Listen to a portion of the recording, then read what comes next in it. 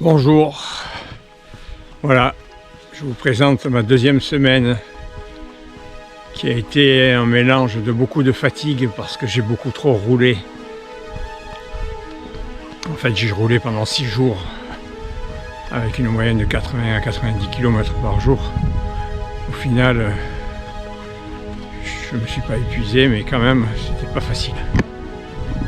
Donc heureusement que, parce qu'en fait, je voulais arriver à Verdun, que j'avais pas vraiment de centre d'intérêt entre le lac du Bourget et Verdun, bien que j'ai rencontré plein de choses extraordinaires, donc là, dont l'église qui n'est pas une cathédrale, je suis par la suite à Joinville, que j'ai trouvé vraiment magnifique.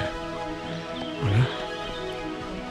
Le village parle, enfin la ville parle elle-même, pas très intéressante, et encore parce que j'ai pas pris le temps de la visiter. Enfin, bref. Donc depuis que je suis à Verdun, je me repose un peu et j'essaie de reprendre un peu des forces. Le temps a été vraiment super avec moi, mis à part une journée de pluie, avec une nuit où j'ai baissé les armes et fini à l'hôtel. Le reste du temps, j'ai pris quelques heures de pluie, mais pas énormément. Une température relativement fraîche, pour pas dire froide, mais ça va, j'arrive à résister et à gérer. Et surtout, il a plu la nuit, mais pas le jour quand je me lève. Donc au final, je suis jamais trempé, je suis dans un confort, allez, on va dire, dans un confort. On va dire, voilà, je suis dans un confort. Bon, mis à part la fatigue, il va falloir que j'apprenne à gérer ça. Maintenant, j'ai beaucoup plus de centres d'intérêt qui arrivent, donc je vais rouler un peu moins la semaine qui vient. Voilà. Puisque après Verdun, j'irai à Bouillon.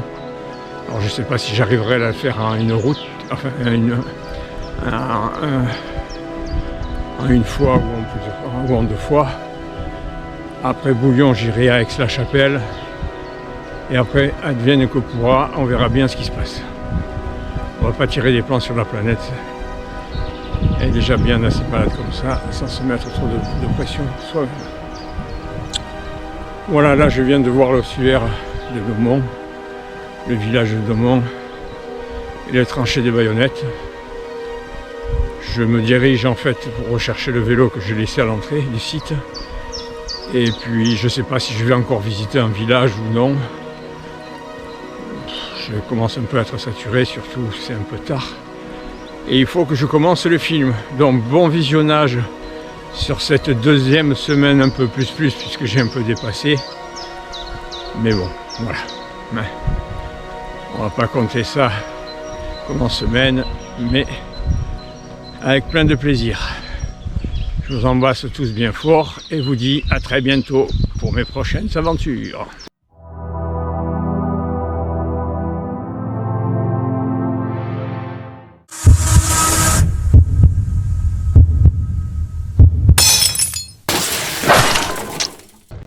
Voici les paysages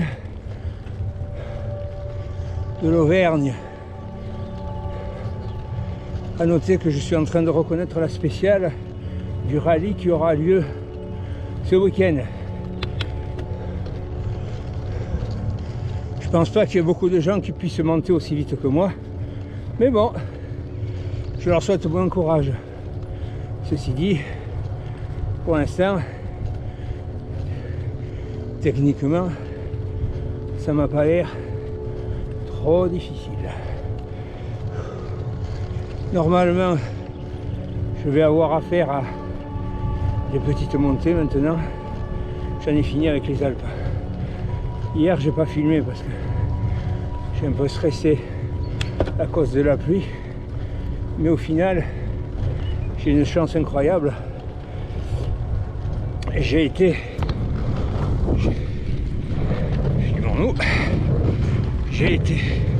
je suis tombé, grâce à Brigitte d'ailleurs, qui m'a aidé dans mes recherches, sur un petit hôtel sympa, et je me suis lâché. J'ai pris un repas, rien une salade César, mais enfin une grosse salade César quand même, qui était bonne. Si c'est dit avec ce que je mange dans la journée, vous me filerez de la bave de capro, je vous dirais que c'est magnifiquement bon. Mais bon, et puis ce matin, alors là, ça a été royal. J'ai pris un petit déjeuner gargantuesque.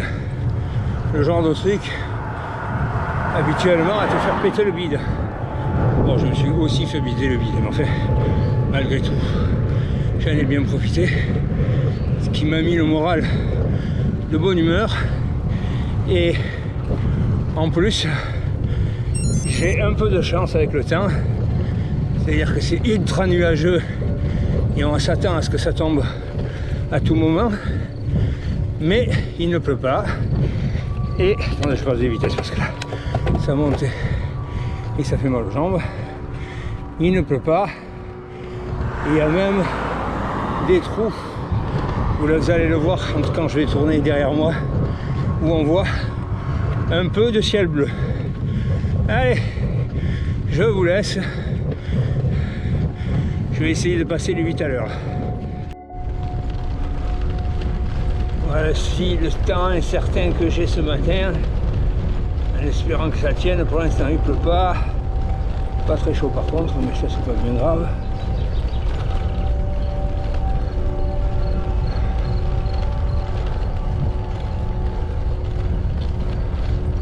Mesdames, mettez-vous debout le pièce, je vais dire des horreurs. Je me suis blessé à la selle. Heureusement que j'avais prévu ce genre de situation, parce que ça m'arrive de temps en temps. J'avais acheté des fausses peaux. J'espère que ça me permettra de guérir. C'est pas douloureux, mais c'est extrêmement gênant. Il y en a qui perdaient des Tours de France avec ça. J'espère surtout que ça va pas pourrir, moisir ou faire quoi que ce soit. Ceci dit, c'est joli. C'est joli.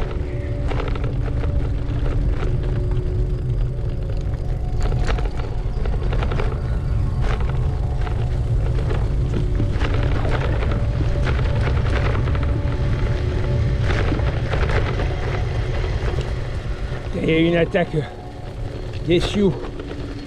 Ah, je suis pas dans la merde, tiens. Je suis pas dans la merde. On va passer sur le côté.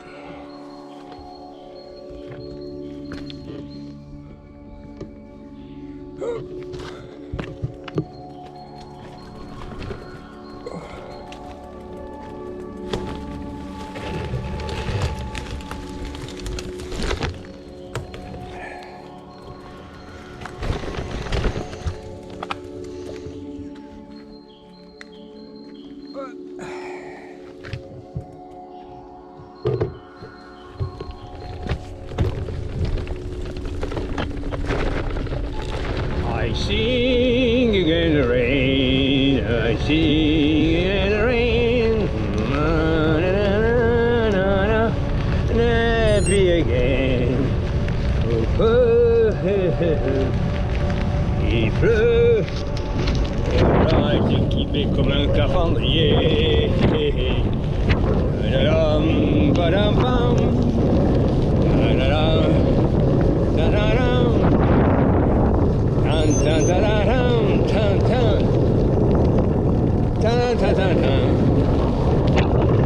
Quelle pluie de merde. Même si je chante sous la pluie, je danse pas sous la pluie. Allez, c'est parti pour d'autres aventures.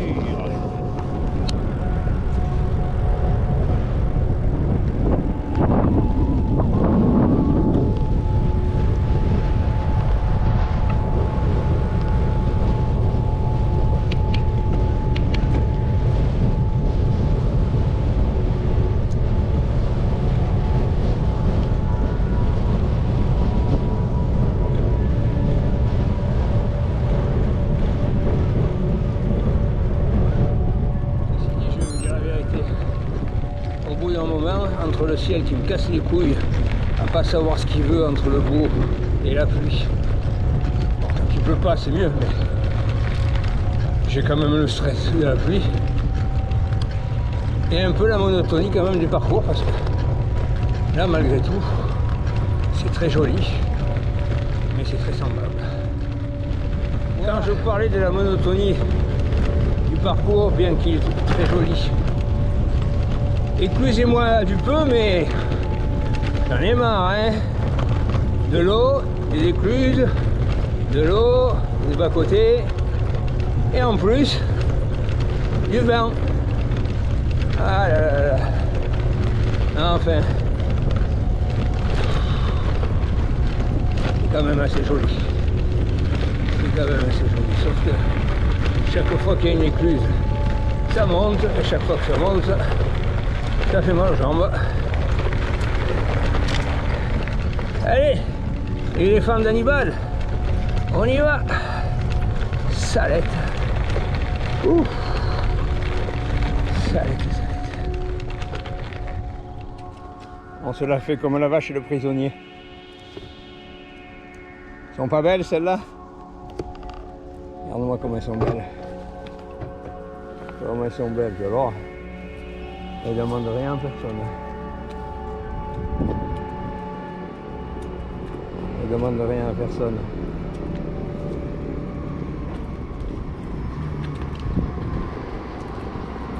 Elle rentre tout seul. Ah, je te...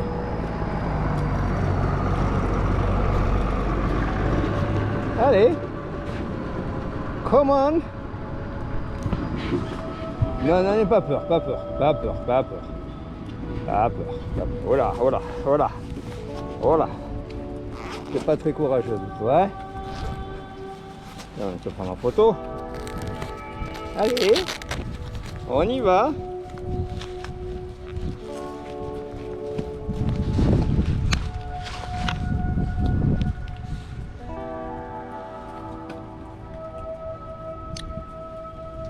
Allez les filles, on rentre à la maison. Ah, tu me charges pas, hein. C'est pas le con, hein. Allez les filles. Allez. On rentre à l'étable. Allez. Go, go, go, go. Go, go, go, go. J'ai rien pour ça, mon frère. Les voitures derrière.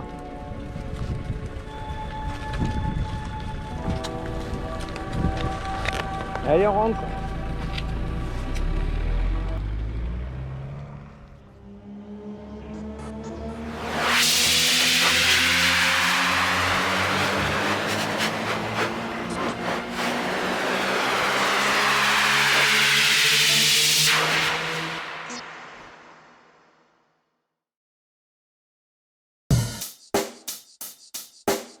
Check the mic and make sure it sound right, boys.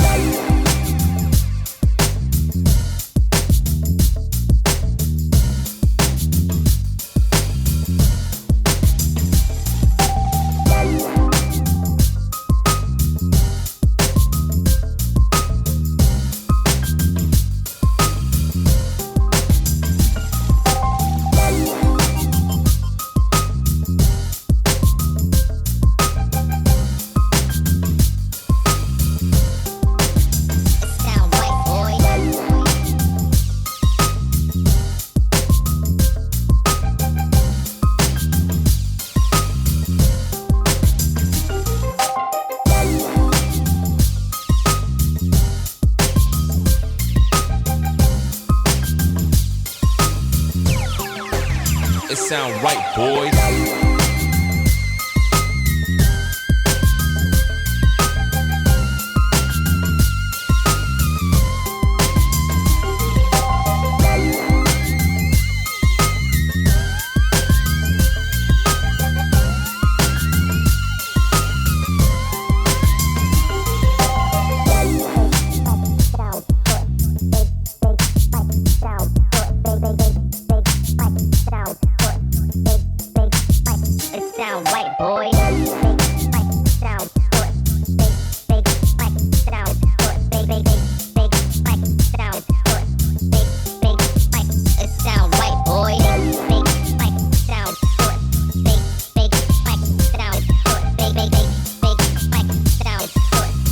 L'histoire de Verdun sous Charlemagne remonte au IXe siècle.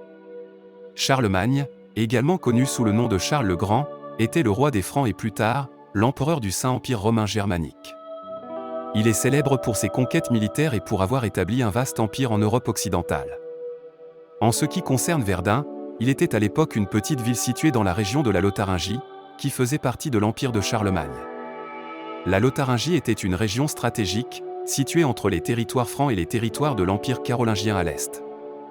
Sous le règne de Charlemagne, Verdun avait une importance militaire en raison de sa position géographique. La ville était située sur la Meuse, une rivière importante qui servait de voie de communication et de défense naturelle. Verdun était également proche de la frontière avec l'Empire byzantin, ce qui en faisait un point de contact entre les deux empires. Charlemagne a effectué plusieurs campagnes militaires pour étendre son empire et consolider son pouvoir. En 805, il a mené une expédition militaire dans la région de Verdun pour repousser les incursions des Slaves et des Avars, des peuples germaniques et slaves de l'Est. Vers la fin de son règne, Charlemagne a divisé son empire entre ses fils dans le cadre du traité de Verdun en 843. Cela a abouti à la création de la Francie occidentale, de la Francie orientale et de la Lotharingie. Verdun est finalement devenue une ville frontalière entre ces trois royaumes.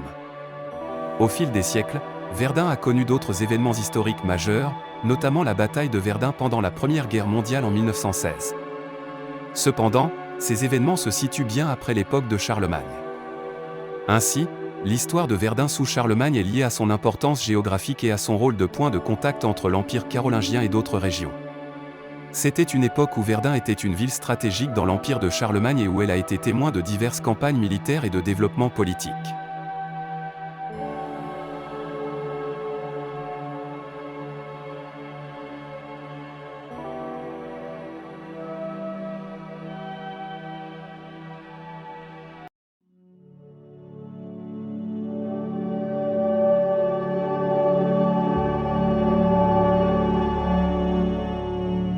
Dans l'œuvre de Marcel Pagnol intitulée « La gloire de mon père », David Magnan, surnommé Lily de Bellon, est un personnage central de l'histoire.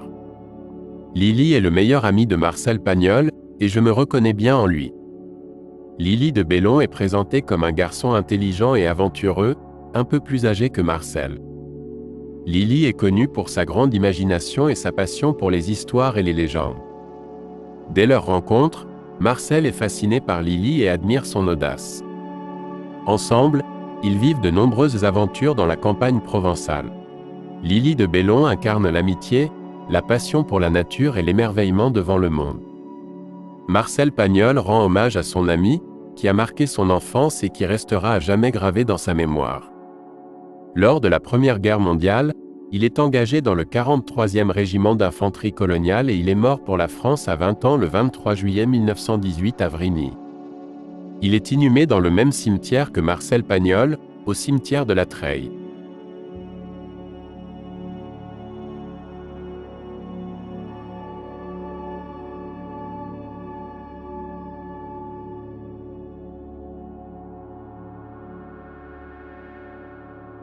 Ils étaient usés à 15 ans. Ils finissaient en débutant. Les 12 mois s'appelaient décembre. Quelle vie ont eu nos grands-parents? Entre l'absinthe et les grands-messes. Ils étaient vieux avant que d'être. 15 heures par jour le corps en laisse.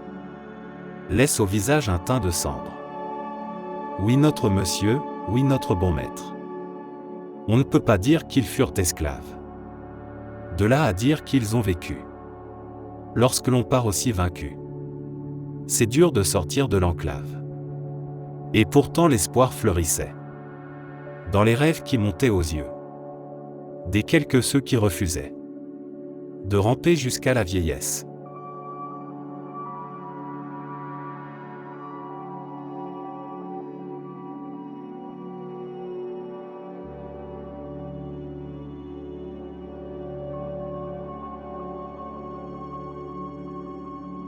Si par malheur ils survivaient, c'était pour partir à la guerre. C'était pour finir à la guerre. Aux ordres de quelques sabreurs, qui exigeaient du bout des lèvres qu'ils aillent ouvrir au champ d'horreur leurs 20 ans qui n'avaient pu naître. Et ils mouraient à pleine peur, Tout miséreux, oui, notre bon maître. Couvert de prêle, oui, notre monsieur. Demandez-vous belle jeunesse. Le temps de l'ombre d'un souvenir. Le temps du souffle d'un soupir.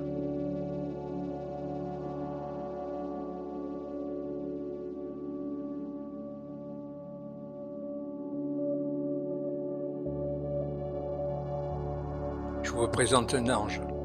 Cet homme-là, alors que j'étais à la lisière d'une forêt, en pleine désuétude, sous la pluie, en ayant poussé le vélo pendant plus d'1 kilomètre sur une pente à 20%, j'ai cru que je le gênais pour rentrer chez lui. Il m'a dit simplement, sans me demander mon nom, « Reste pas là, viens à la maison, je t'invite à manger et je te paye un café. » Et on a parlé 2 heures ensemble de vélo.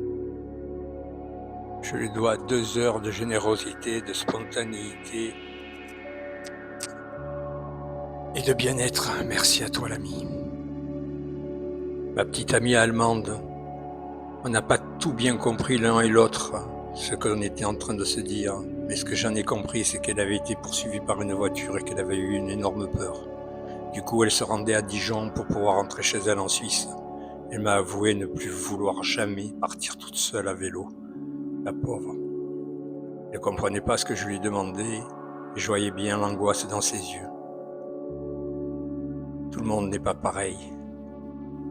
Je souhaite bonne continuation à toi. Mon dernier road trip voyageur. On a un peu discuté matériel, un peu technique. Il m'a avoué avoir fini son périple de 15 jours. Quand je lui ai demandé s'il reprenait le travail, il s'est mis à rire. Il m'a dit « J'ai 72 ans, ça fait bien longtemps que je suis à la retraite. » Je le pensais bien plus jeune que moi. Il m'a avoué « N'arrête jamais de rouler, tu iras où tu veux avec. »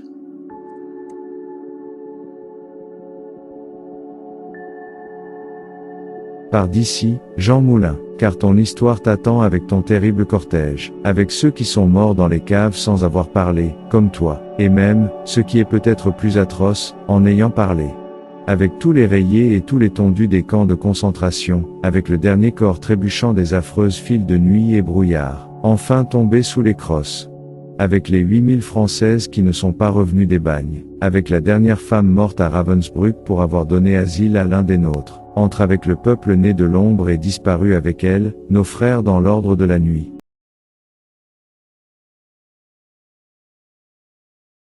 Je vous adresse mes plus sincères remerciements pour avoir visionné cette vidéo jusqu'à sa conclusion.